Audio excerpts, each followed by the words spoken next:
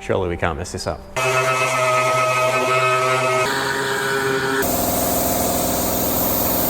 Pretty darn good.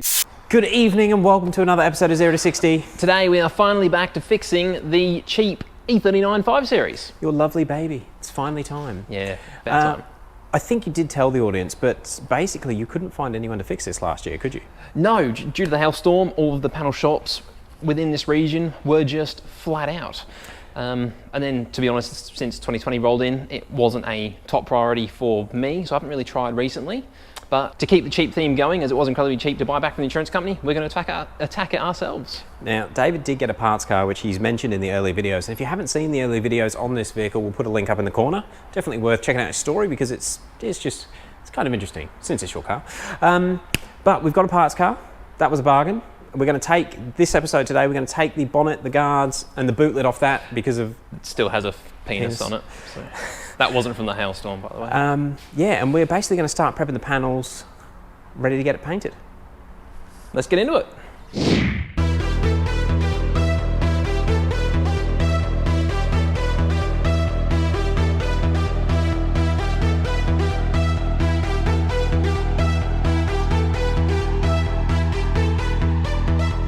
So, as you can see here, we have the two guards, and we thought we'd start with them just in case we mess it up, because the guards that are on the car are probably salvageable with paintless dent removal if the worst case happened.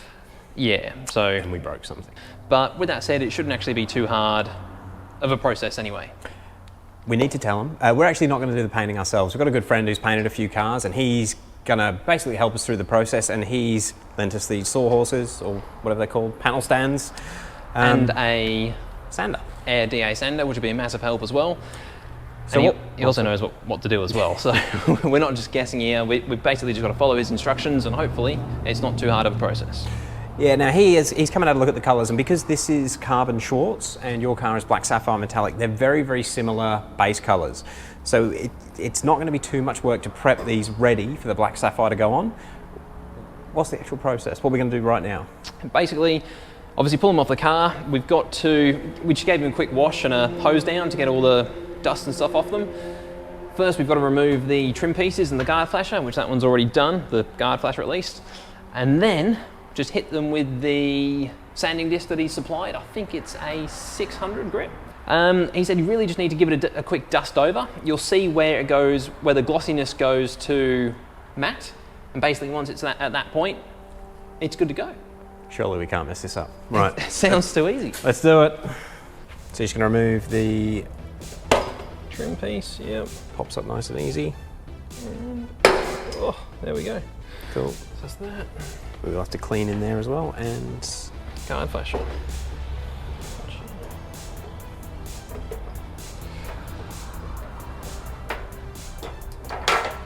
Boom. Sweet. So let's grab the sander time. So we've actually ended up using 400 grit disc. That's because that's what Adrian's given us, so it must be correct. I have actually wet sanded quite a few cars, although I've never done dry sanding. So I'm just gonna take my time, make sure we don't chew it to pieces. Just put all of your body weight into it. And obviously we've got to keep cleaning the sanding pad as well, because that will clog relatively quickly. So, see how we go. Okay, that's really quite aggressive. This is gonna take seconds. Yeah, wow. Cool, all right.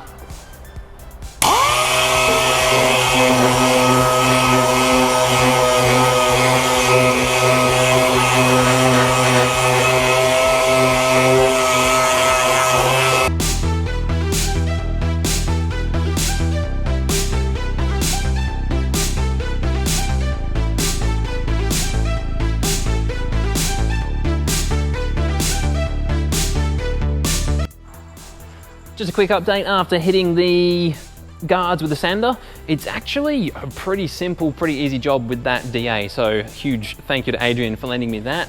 It actually also gives a really nice finish. It feels so smooth already, like it's, not that I know, but it feels like it's ready for paint. So that was pretty easy. I'm now gonna swap it with the bonnet and the boot lid, and then attack them.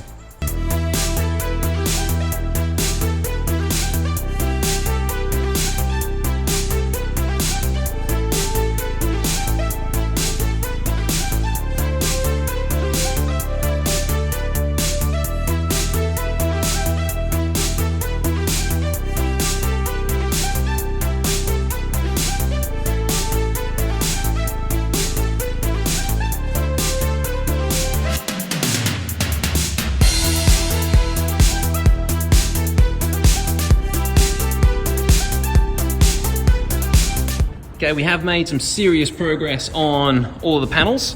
This is the bonnet. This was probably the worst for the prep for the sanding.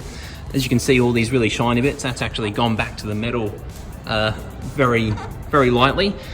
But yeah, the stone chips were down to the metal, so to get it smooth, had to sand through the clear, then the factory paint, and then the primer, and yeah, smooth it out to the metal. But it looks pretty good now. All the edges have been scuffed on this one. Adrian's here giving us a hand. He's the professional, so he's running the show from now on. The boot lid's next, and it is pretty much ready to go. Everything's all scuffed up except for, I'm just going to cover these edges with some tape, just so that no primer gets on those edges, because that'll look a bit silly when you open the boot lid if you saw that. So let's get into it.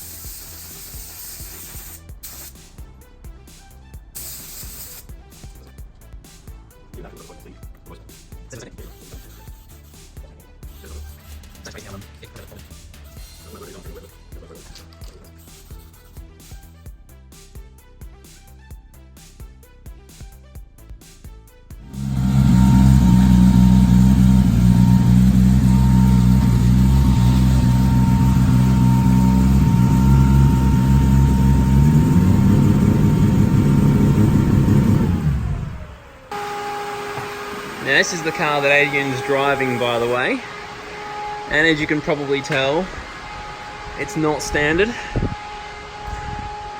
how's it going? Morning, boss.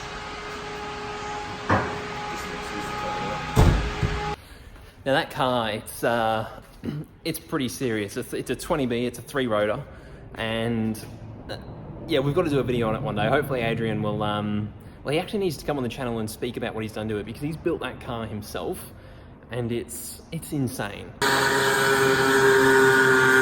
But anyway, back to the job. So the primer has dried over a couple of days, and the last thing that Adrian did before he left the other night was dust a black guide coat on. So that's why there's this black hazing in the primer. And the idea of that is so you can sand all the primer down, and obviously you can see anywhere that's not perfectly flat, because there will still be black guide on there. So when that's all gone, you know she's perfectly flat.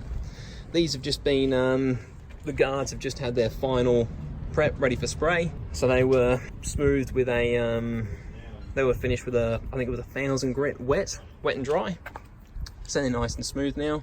So they are, well, they'll have one final wax and grease remover, and then they'll go onto the guide coat.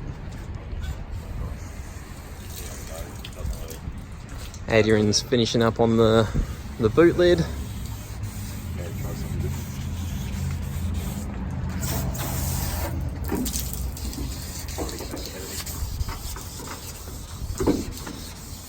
She coming up all right? So far, so good.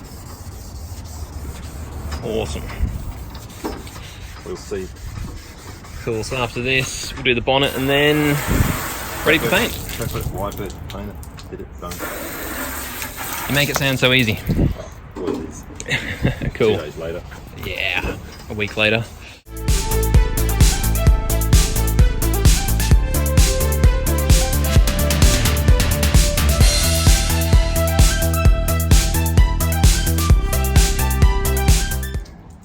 So you reckon how that water sits is how the... So that little speck sticks out like dog's balls.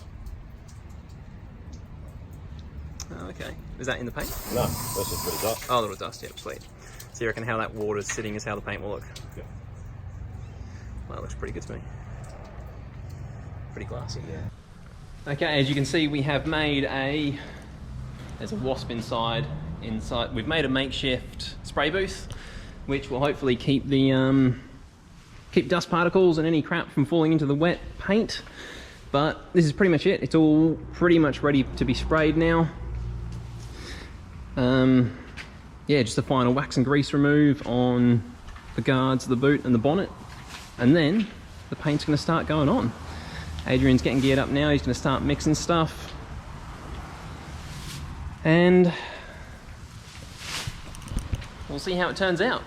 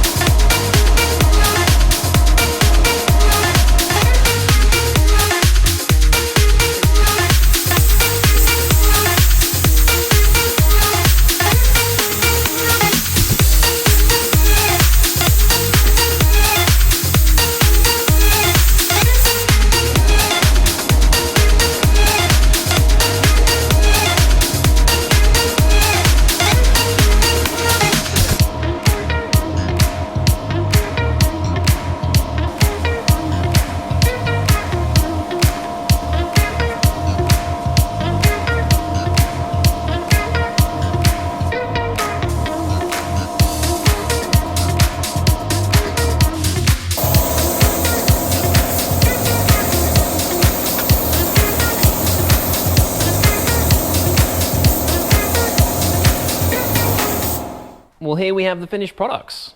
I've let them sit overnight. I've put the whole makeshift spray booth away and tidied everything up. And now they're nearly ready to go back on the car. Hopefully the camera's picking it up, but that finish is pretty darn good considering it was done at home, or, you know, I'm going to say it's an amateur job. Even though Adrian has done lots of painting previously, it was still still done at home, and I did a lot of the prep, but yeah, obviously it was under his instruction, so yeah, it's not a true amateur job, I guess. The big downside, hopefully the camera is picking it up, it probably just looks super shiny, but there are lots of little pieces of dust and just foreign objects. Can you see that thing there? I'm not even sure what that is. It might be a hair of some sort, but they have actually dried in the clear coat. Or they might have even fallen in before the clear coat went down, but there was a bad one on one of the guards. You see from a distance, it looks nearly perfect. But yeah, somewhere there was a, God, even the stuff, since it's been sitting here today, just for, yeah, 6 hours or whatever it is, the amount of dust that has fallen on here. So that's nothing to do with the way it was painted or prepped. Unfortunately, that's just what happens when you don't paint in a proper spray booth. Particularly in these warehouses, there's just a lot of dust. There's machines creating dust, there's sandblasters. It's an unsealed concrete floor, so even though we hose the floor down to try and trap all the dust and set up the whole makeshift booth, there's still dust and foreign stuff flying through the air, and the paint is extremely sticky when it's wet, so the second anything hits it, that's it, it's in there. The next thing to do is I'll actually fit them up to the car. And Adrian said once they're on the car, so there's no sort of, the panels won't flex, the guards won't flex, you can then try a really light wet sand with a 2000 or a 3000 grit foam pad, and try and get those foreign objects out of the clear coat. And then get it as good as you can, and then hit it with a buff to give it that nice shine back as well. I'm actually really impressed with the paint is shining straight out of the gun. It turns out, he said I was actually sold not the best clear coat as well, not the ultra high glossy clear coat. He said he likes to use one that's called a HS clear, whereas the one I was sold is more so for blending panels that are on cars, so that as it comes out of the gun, it's a little bit closer match to the factory paint. So that might be a good thing, as my car is quite old. If I did have the ultra glossy stuff that Adrian likes to use, it might just look out of place on the car. But it's good to know for the future, because a super deep glossy black car always does look good, so that's good to know. All in all, it's been a brilliant experience. I've learned a hell of a lot, and after going through the process, I'd be more than happy to attack it myself. Even doing the spray gun and yeah, mixing all the paints and all that sort of stuff, it's not too complex once somebody shows you how to do it. So yeah, we'll see what happens in the future, but I reckon there might be a little bit more painting on 0 to 60 channel coming up. Anyways, that's it for now. Thank you very much for watching. If you've got any questions about the process, or if you want to see any more detailed pictures and stuff about how it's turned out, just let us know in the comments, and we'll see you in the next one.